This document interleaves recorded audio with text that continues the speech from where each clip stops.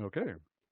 Greetings, all. We are in the final throes of getting ready for an exhibition that will be taking place on the 22nd of April, titled Garbage Art. And I'm very blessed to have Horia Marinescu with me today, one of the artists in residence for this exhibition. And we we have some very important things that need to be addressed. And our feeling is that art is a great media by which we are able to make a difference. Now, it was very interesting. I'd like to go ahead and continue with something that we were talking about prior to me hitting the record button. And first of all, again, Ore, thank you very much for joining me today. The Okay. Homo economicus, the rational actor, is something that we tend to think is the way that we are supposed to work in society, but the this rational actor is almost 180 degrees to what we are as human beings, made up of emotions. And so I'd like to start with your trigger of getting started with the type of art that you put together. Do you remember what it was that actually made a difference for you to move in this direction? Yes, yes, indeed. We need some triggers. I mean, otherwise we wouldn't be artists. We wouldn't do art. We would be just analytical persons. I mean, of course, I was aware since a long time of the ecological problems of this world, Mm, but I was just a spectator. mm, And then there were two very different moments in the last few years. One was in Tokyo, where I was visiting a huge fish market. Uh, it's the Tsukiji fish market, and I discovered a kind of looking at fish and at sea life in a very different way that was extremely industrial. It wasn't those images from underwater, very beautiful and so on. It was just a lot of death and a lot of awful amounts of dead fish, whatever you like it. It's Of course it can be tasty, but still you don't see it normally. If you eat your tuna fish from a can, you don't see these huge mountains of tuna fish that are there in Japan and otherwise, and in some other places in this world. So I made a lot of photos, and this left in my brain and in my emotion, in my heart, let's say, to come back to emotions. And mm, then the second moment was apparently not connected to it, was in Austria, in Lower Austria, in Sollenau, where some clients of me have a factory, and they are doing an impressive work of plastic recycling. And this kind of plastic recycling is was for me very emotional too, because they first gather mountains of plastic garbage, which then they have to process and to send back to plastic factories to use it again to avoid producing new plastic. So this is more or less a good thing, but that was not my problem. My problem that was that I saw uh, the reality of this plastic world in which we live, and that's why I call my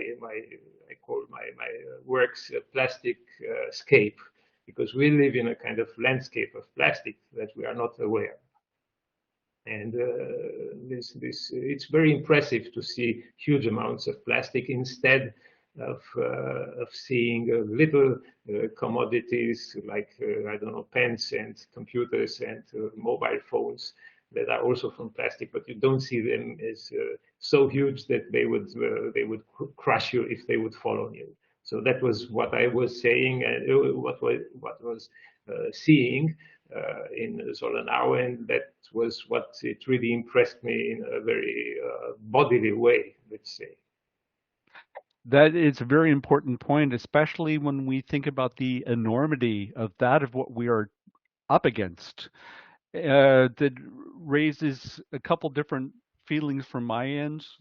One being the awe of so much, and I think you'd expressed that very well. And then the other feeling is helplessness. True. So I would be curious, and I of course I've seen your work, and I feel that that of what you've put together clearly falls in line with that, and the immediate reaction for me, apart from the initial shock, or the initial emotions that come through, is the necessity for me to actually reflect on that of what I've actually seen, and try to understand that in a context that I can kind of get my arms around. And I'd be very curious what kind of reactions you've been getting from others tied to your art. Yeah, yeah, that's a very interesting point. Thank you. I mean, generally, we perhaps forget that art should be a way of expressing the inexpressible. It's an old word from France, from Paris, where that was a capital of arts for a long time, yeah? And they call it in French. They call it ineffable. That wants to say the inexpressible. It's not. You try to do with art something that cannot be expressed in another way. It's more or less you have no words for it. So your art is trying to show your emotions that you had when you perceived something. You know? And this is what I was trying to do with my works about plastic. And I'm trying to express exactly these things that you talked about. Mm, But it's not a way of describing them and explaining them in detail like the rationality would do it, like a mathematician would do it or something else. It's art is always an essay to directly connect my feelings to the feelings of the of, of the eyes of the beholder. Yes, and back to the hmm idea of of what happens with persons looking at these photographs. There are several things. Of course, it's this kind of enormity, this kind of hugeness that is very opposed to the usual feelings that we have for plastics, that are very pleasant and nice and connected extremely with consumerism.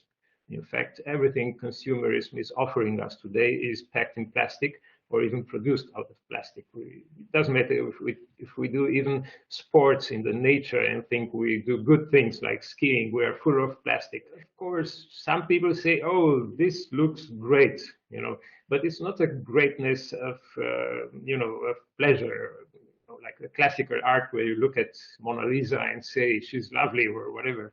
Even there, it's not quite just lovely. It's another kind of feeling. We say it's aesthetics, but it's aesthetics can mean very dark feelings too. And aesthetics means simply that it touches you more or less, and you cannot explain it. Right. A number of things that I would like to throw into the conversation, but there's one thing I clearly need to mention. I was listening to the news today, and they were talking about the recycling rate that we have for plastics. And we keep thinking here in Austria that we are so fantastic when it comes to recycling. And the numbers that I heard today in the news, they were abysmal. They were really bad. And I question to what degree people, from a numbers perspective, whether people understand the enormity of what we are really up against. And and so within this realm of what we call art, which of course is not always the visual, but it can take on different forms, show a lens from our soul into whatever it may be from a different perspective, which I personally believe is one of the most important things about art. And in fact, we are, in my mind, we are all artists. We just do not realize it. And some of us are more attuned to that of what we're doing and understand that there's different media that we use to convey different feelings due to the fact that we have this ability. And in fact, for me, this is, and here I'm speaking very personal, this is all part of the exploration that I have necessary in order to obtain some sort of self-fulfillment in understanding things from a different perspective. And for me, art actually helps in allowing me to understand these perspectives in a way that I'm taking something from here in the Cambrium and bringing it forth. Back to this point of emotions.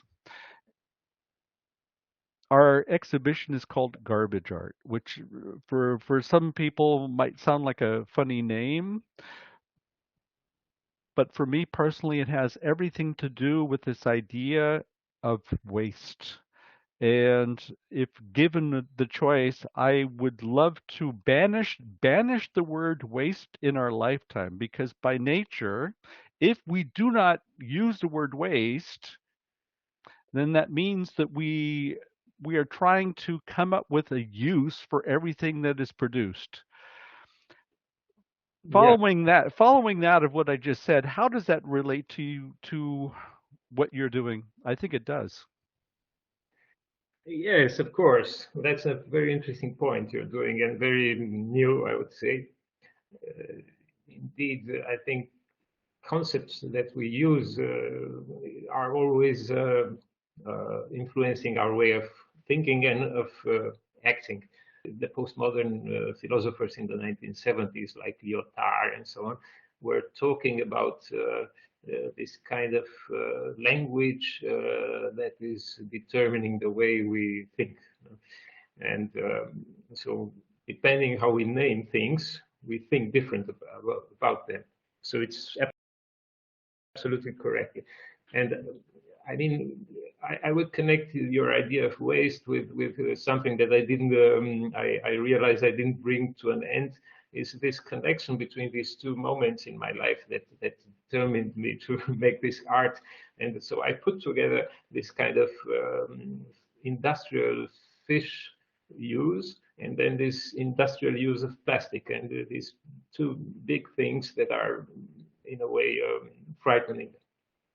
And I decided to put them together because, in fact, we all know that plastic is destroying the life, the marine life. And putting them together, I wanted to really show what's happening. We are overfishing, and in the same time, we are producing huge amounts of plastic that usually land in the waters. And I try to make people aware of this and putting these two things that are usually very far away, the production and recycling of plastic and the fishing and the fish in the sea, and put them together to have them very visual and to produce a certain kind of impact. And I think it's this kind of wasting. We are wasting also marine life, and we are wasting a lot of other things, and we are of course wasting the things we produce in a synthetic way like the plastics, and everything goes back to the point where we have to recognize that this idea of endless growth doesn't work, and we need a circular economy. And without that, we won't be able probably to survive as a human race if nothing worse happens in the meantime, like Hmm. economic problems. I'm going to add something to the mix. If we were to be so bold as to ban the word waste in our lifetime, then that would not necessarily just refer to our relationship to those things that we produce in, like a plastic, as you mentioned, but part of our regeneration as human being means that we are producing our next generation. And so within this concept of waste, and if we are trying to ban waste, in my mind, we are not just talking about the ecological, but in fact, we need to start with the social, because that Yes. waste that's taking place there is always going to be an inhibitor, regardless of what we do on the ecological side. And maybe just to close that thought process, the interesting part was from a number of those individuals that were truly behind the movement, the ecological movement. They all came to, or a number of them came to that the realization that to concentrate on the ecological alone is simply not enough, that we cannot separate the ecological from the social, meaning Absolutely. that we need to make sure that this question of inequality, which is truly a waste, Yes. that this question of inequality is something that we need to spend much more time on, and we need to come up with solutions. I'm ready to put the pause button for me speaking. I don't know if there's any other closing words that you would like to go ahead and contribute here, Aurea. Thank you. This is very inspirational. And yes, it's a side of, so even waste is connected to this idea because we are wasting a lot of uh, personal emotions. We are wasting lifetime, and we are wasting well, our daily experience of the world. And in the end, yeah, that today we are tending to something else. And I think this idea that I'm using, the scape, is also a new paradigm of society. We don't have a pyramidal society anymore with, I don't know, with the president at the top and the poor taxi drivers at the bottom. But we tend, and I hope things like what happens in Russia or China won't destroy this. I hope that we are directing to a new kind of society that is more like a landscape, where people are interconnected freely on the same level, where you don't have this kind of hierarchical situations where some are unable to do things and the other ones have the power. And this would, I think, this kind of society that should, base mainly on equality and freedom would avoid waste. As you said, not only the ecological industrial waste, but also any kind of waste of humans, of waste of lifetimes, you know, and waste of beautiful emotions that are Mm. never known of. You know. Yeah. That was very beautiful what you said. Thank you very much, and I'm very impressed. You gave me some food for thought, especially with this idea of a paradigm, that we're really talking about a paradigm. And if I could add one additional Yes. words to the mix that you